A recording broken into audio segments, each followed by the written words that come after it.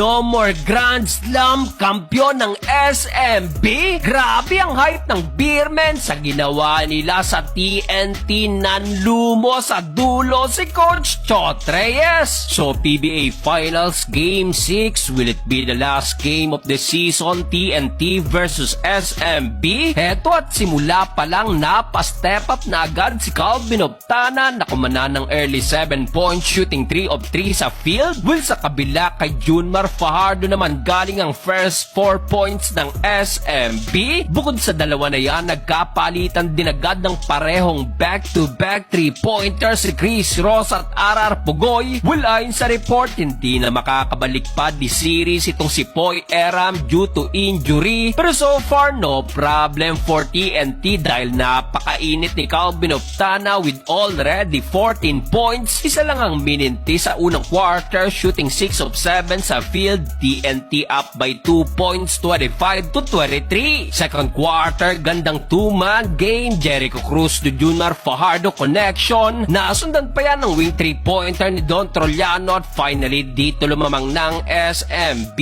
30-27. So far off the bench, may 10 points na si Don Trollano as a leading scorer ng SMB. Pero ayaw lumayo ng TNT. Kelly Williams naman dito nagparamdam na rin sa kanyang 9 straight points. Halos palitan lang ng basket matapos yan CJ Perez na ilang beses nang maalat di series. Abay biglang naggalimaw this quarter na agad kumana ng napakainit na 16 straight points including itong dalawang 4-point shot. Mamaw si The Predator, hype na napatang out pa 52-47. Abante ng 5 points ang SMB.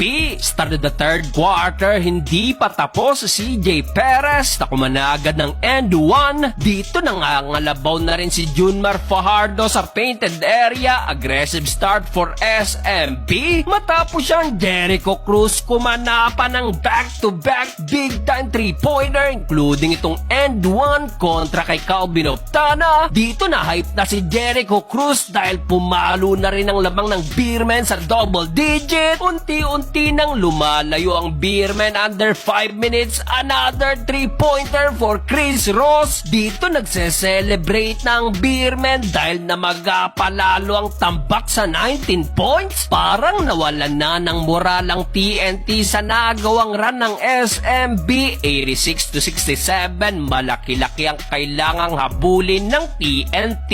Fourth and final quarter, dito na natiling unstoppable si Junmar Fajardo sa painted area. Pati si The Kraken dito na hype na rin at si Super Marcio nagparamdam na rin sa kanyang corner 3-pointer. Napapahawak ulo na si Coach Chot sa pressure na meron ngayon ng TNT dahil sa kanilang Grand Slam bid. Under 5 minutes, in control pa rin ng Beermen. Another 3-pointer para kay Super Marcio. Halos lahat ng ini-score ng TNT palagi lang sinasagot ng SMB.